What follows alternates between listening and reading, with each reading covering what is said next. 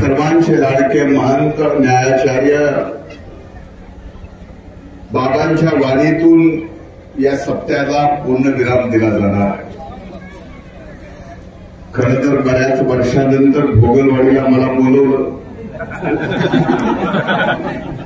जसा तुमचा 14 वर्षाचा तसा माझा सुद्धा भोगलवाडीचा नाही तर 8-15 दिवसाला इथे पडलेला असायचो।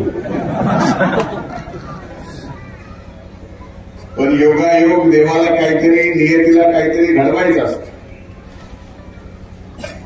आणि ते घडवल्यानंतर नक्की त्यातूनच एक चांगली एखादी गोष्ट निर्माण होते। आज बाबा इथं आले, बाबांनी अनेक वर्षापासून जागेचा वार बाबांच्या मंदिराचा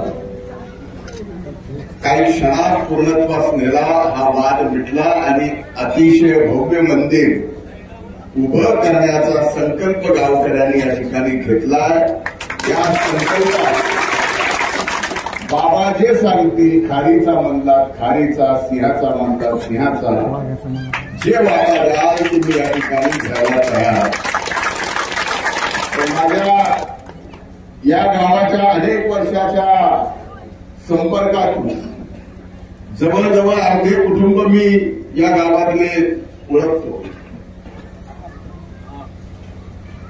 पहिलं गावाकडे इथं यायचो त्यावेळेस पत्राशिवाय दुसरं काही दिसायचं नाही। जर खोटं असेल तर मला खोटं म्हणा, पण एवढ्या सुंदर बंगले झाले भोगलवाडीला आल्यावर बाबा मला सुद्धा नवल वाटलं। जर परिस्थिती बदलली असेल आणि ती स्वतःची बदलली असेल, स्वतःच्या प्रपंचाची बदलली असेल, तर ती परिस्थिती आपल्या गावातल्या अध्यात्माची सुद्धा बदलली पाहिजे। ज्याच्यामुळे आपली ओळख आहे त्याचं मंदिर आपल्या गावात नसणं हे तुमच्या माझ्यासाठी कुणासाठीही शोभणारं नाही। त्यामुळे 20 गुंठे गाववाल्याच्या एकमेकाच्या भांडणातनं संता घडून 20 गुंठ्याचं जर सुटलं असेल आणि आणखीन 20 गुंठे लागली तर ती सुद्धा मी स्वतः या ठिकाणी द्यायला तयार आहे। आणि एवढं नाही, तुम्ही फक्त जागेच्या बाबतीत बघा, मुख्य गाभाऱ्याचं आणि शिखराचं गावकऱ्यांनी बघा, कळस मात्र आमच्या मायमाऊलीनं चढवायचं ठरवा। बाकी सभागृहापासून कंपाऊंड वॉलपासून जागेपासून सगळी जबाबदारी मी माझ्या खांद्यावर घेतो। भोगलवाडीकरांचे खांदे काही कमजोर आहेत असं माझं म्हणणं नाही, मजबूत आहे एक मला माहिती आहे।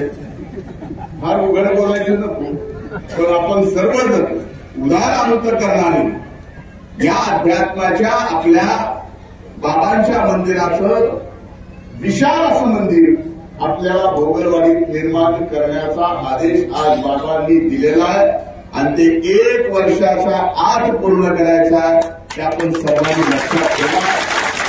मी असेल, पंकजाताई असतील, आम्ही सर्वजण कायम अविरतपणे आपल्या सेवेसाठी तत्पर आहोत आणि ती तत्परता आयुष्याच्या शेवटच्या श्वासापर्यंत आम्ही दाखवू।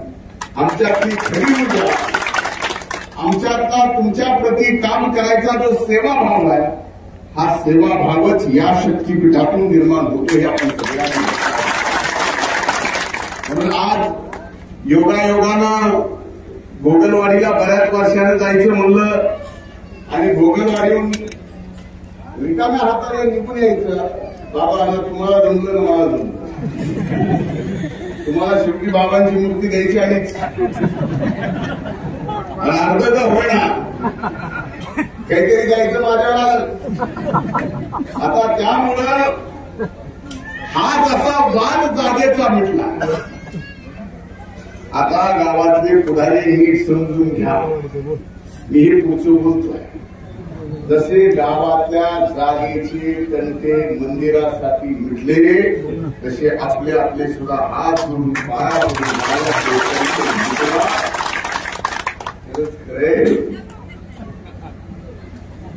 कळालं ना?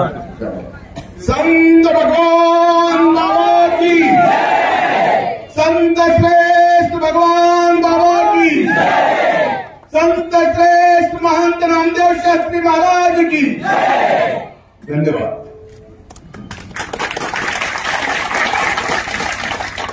गावकऱ्यांनी सत्कार करा. हा